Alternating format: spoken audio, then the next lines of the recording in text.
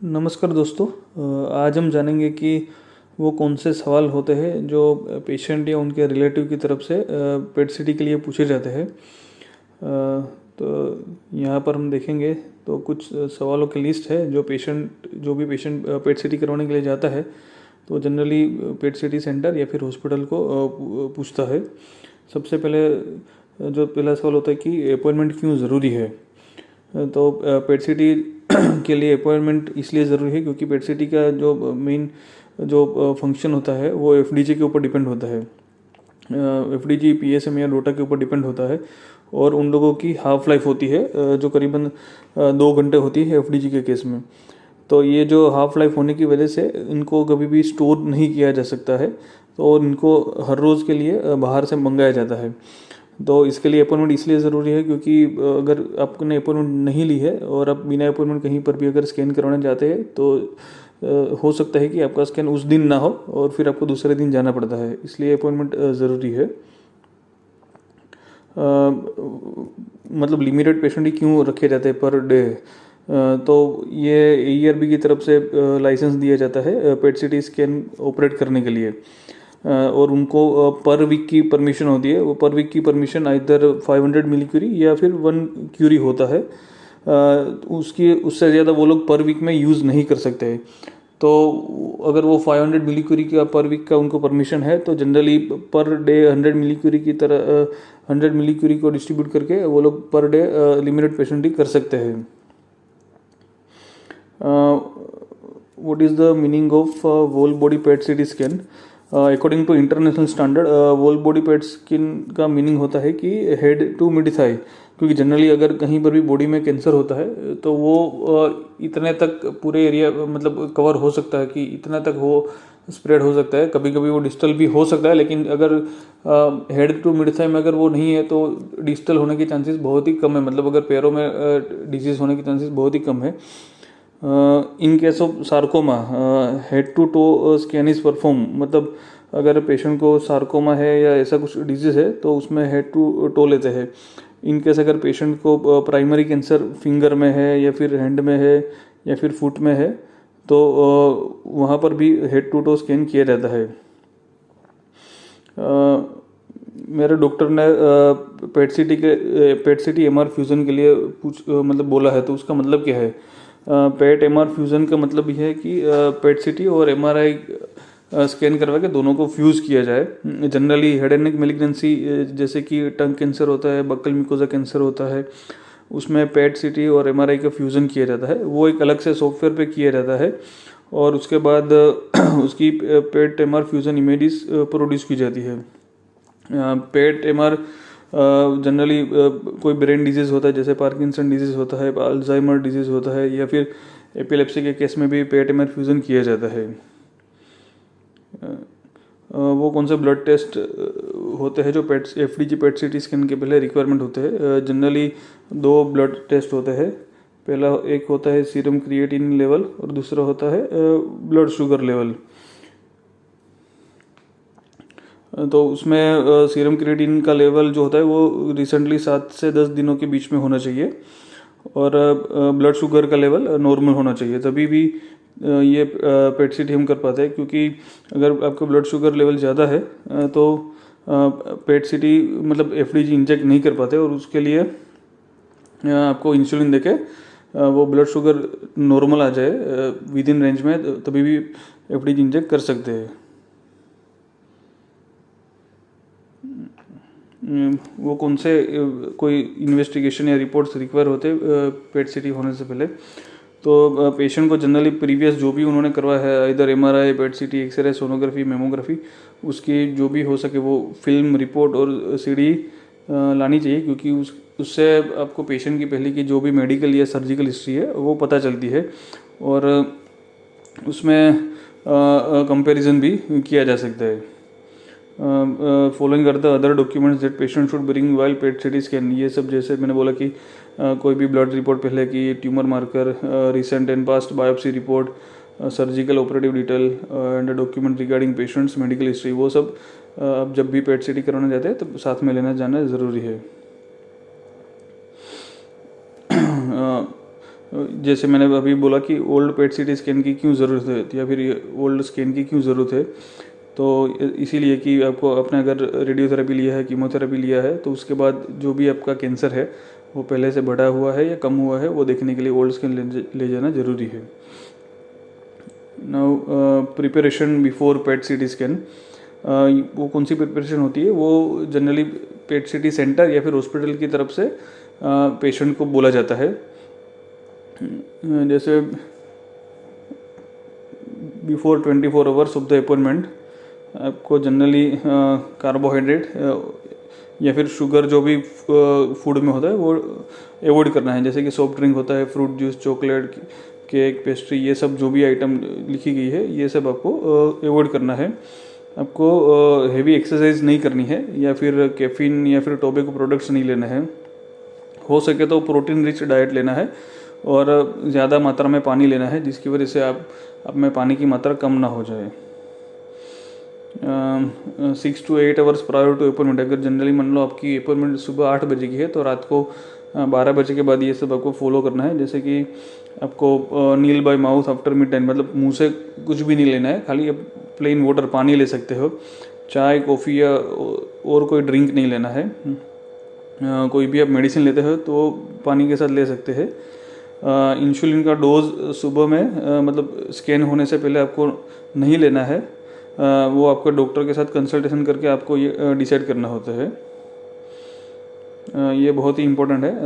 If patient is allergic to any medicine और he has got any reaction during previous PET CT scan और MRI, then he should inform the PET CT center in advance। मतलब अगर आपने पहले PET CT scan या MRI करवाया है और आपको उससे कोई एलर्जिक रिएक्शन हुआ है तो आपको जब ये PET CT scan next time करवाने जाते हैं तो आपको पहले से बोल देना है। तो उसकी वजह से अगर कोई भी आपको उसके लिए इंजेक्शन देना हो तो वो पहले से ही दे सकते हैं और उसके लिए अरेंजमेंट भी हो सकता है। Instruction for female patient in reproductive age group, generally मतलब जो भी फीमेल पेशेंट होते हैं जो रिप्रोडक्टिव एज ग्रुप में होते हैं, मतलब अराउंड 14 to 40 या 45 ईयर्स के जो भी पेशेंट फीमेल पेशेंट होते हैं उनको कंफर्म करना होता है कि वो प्रेग्नेंट है या नहीं है। अगर पेशेंट श्योर नहीं है तो यूपीटी मतलब यूरिन प्रेगनेंसी टेस्ट करके भी वो कंफर्म किया जा सकता है। इंस्ट्रक्शन फॉर लैक्टेटिंग मदर, मतलब अगर जो भी फीमेल है जो बच्चों को दूध पिलाती है उसमें उसको अगर पेट सीटी करवाना है तो ये उनके लिए इंस्ट्रक्शन है कि जो भी मदर का ब्रेस्ट मिल्क है उसको एफडीजी इंजेक्ट होने से पहले उसको स्टोर कर लेना होता है और वो आप बेबी को दे सकते हैं। एंड जो भी ब्रेस्ट मिल्क है वो should be discarded for the first 2 hours after scanning, मतलब आपका पेट सीटी ख़त्म होने के बाद जो भी पहले 2 घंटे जो भी ब्रेस्ट मिल्क होता है उसको डिस्कार्ड कर देना है, मतलब बेबी को नहीं देना है। एंड स्कैन होने के 12 से 14 घंटे बाद आप डायरेक्ट ब्रेस्ट फीडिंग कर सकते हैं। ये विंटर में मतलब ठंड की सीज़न में कोई स्पेशल क्लोथ्स रिक्वायर होता है कि नहीं है, तो ड्यूरिंग विंटर पेशेंट को हो सके तो लॉन्ग स्लीव शर्ट या टी शर्ट पहनने चाहिए जो या फिर जो भी है लॉन्ग स्लीव कपड़े पहनने चाहिए, क्योंकि कभी कभी क्या होता है कि ठंडी की वजह से हमारी बॉडी में ब्राउन फैट एक्टिवेशन हो जाता है जो जनरली नेक रीजन में होता है, मतलब गले के एरिया में होता है या फिर सुप्रारिनल एड्रिनल रीजन में होता है या फिर हमारे एक्जिला में होता है। उसकी वजह से क्या होता है कभी कभी अगर उस एरिया में कोई भी ऑलरेडी डिजीज़ है और ये ब्राउन फैट एक्टिवेशन होता है तो उसका भी एफडीजी अपटेक आता है, तो जनरली वो दोनों को बीच में कन्फ्यूजन होता है कि वो एफडीजी का अपटेक पैथोलॉजिकल है या ब्राउन फैट का अपटेक है। और हो सके तो आपने जो भी अगर फीमेल पेशेंट ने कोई भी गहने पहने हो, कान में है या फिर नाक में है, ऐसा कोई भी गहने पहने हो तो हो सके तो उसको निकाल के आना है। पेट सीटी के लिए कोई एकम्पनिंग पर्सन चाहिए कि नहीं, तो पेट सीटी के लिए एकम्पनिंग पर्सन इज़ मस्ट, वो एडल्ट होना चाहिए जो पेशेंट को अगर इन केस कुछ भी कंप्लेन हो, मतलब कोई भी रिएक्शन आए, पेशेंट की तबीयत खराब हो जाए पेट सीटी होने से पहले या होने के बाद, तो वो ऑन बिहाफ ऑफ पेशेंट वो पेशेंट के लिए कंसेंट दे सके। और अगर किसी पेशेंट को किसी हॉस्पिटल में शिफ्ट करना है तो उसके लिए भी वो कंसेंट दे सके। अगर पेशेंट कोई हॉस्पिटल में एडमिट है तो हॉस्पिटल से कोई स्टाफ ब्रदर या सिस्टर भी साथ में होने चाहिए। और पेशेंट अगर थोड़ा सा सीरियस है तो वो बेहतर होगा कि साथ में कोई क्रिटिकल स्पेशलिस्ट या फिर कोई एनेस्थेटिस्ट हाजिर हो। What is the expected procedure time? Generally procedure PET CT होने का टाइम 3 से 4 घंटा लगता है। ये 3 से 4 घंटा इसलिए लगता है कि जनरली जब भी पेशेंट पेट सीटी के लिए आता है तो उनका बॉडी वेट चेक किया जाता है, हाइट वेट चेक किया जाता है, fresh blood sugar level check किया जाता है, और वो अगर नॉर्मल है तभी ही एफडीजी इंजेक्ट किया जाता है। अगर पेशेंट का ब्लड शुगर लेवल ज़्यादा है तो उसके शुगर के लेवल के according short acting insulin injection दिया जाता है, और इंसुलिन की इफ़ेक्ट आने से अगर ब्लड शुगर नॉर्मल होता है तभी ही उनको एफडीजी इंजेक्ट किया जाता है।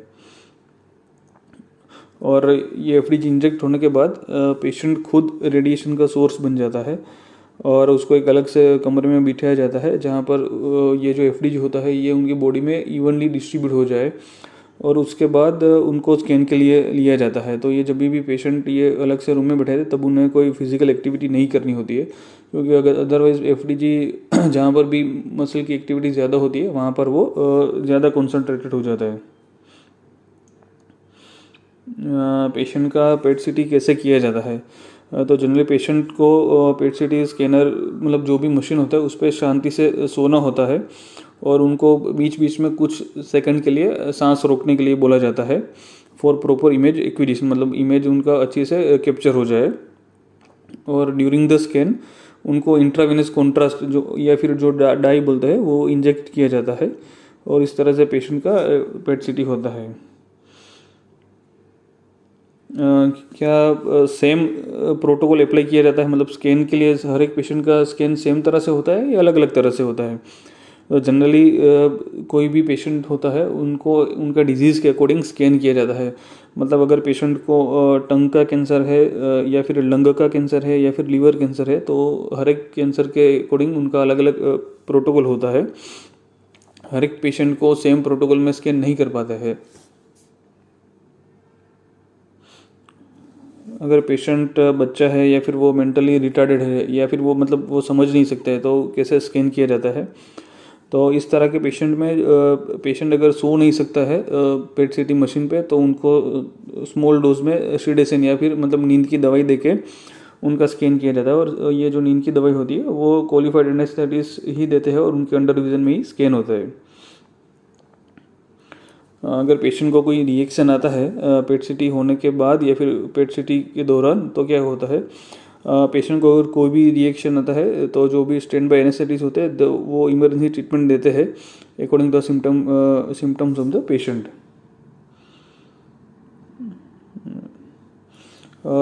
इंस्ट्रक्शन आफ्टर पेट सीटी, वो कौन सी इंस्ट्रक्शन है जो पेट सीटी के बाद दिए जाते हैं? तो जैसे ही पेशेंट का पेट सीटी कंप्लीट होता है उनको बोला जाता है कि आपको वो दिन के लिए मतलब उस दिन के लिए लिक्विड ज़्यादा लेना है, क्योंकि ये जो एफडीजी हमने दिया होता है वो जनरली यूरिन के थ्रू एक्सक्रीट होता है, तो जितना हम ज़्यादा लिक्विड लेंगे उतना वो एफडीजी का एक्सक्रीशन ज़्यादा होगा, तो वो जो भी बाकी हुई मतलब बची हुई एफडीजी आपकी बॉडी में है वो ज़्यादा जल्दी एक्सक्रीट हो जाएगी।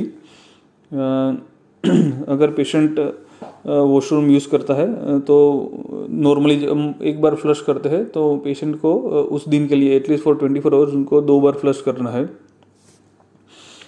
पेशेंट को मतलब छोटे बच्चे या फिर घर में कोई प्रेग्नेंट लेडी है तो उनसे डिस्टेंस बना के रखना है एटलीस्ट फॉर 24 आवर्स।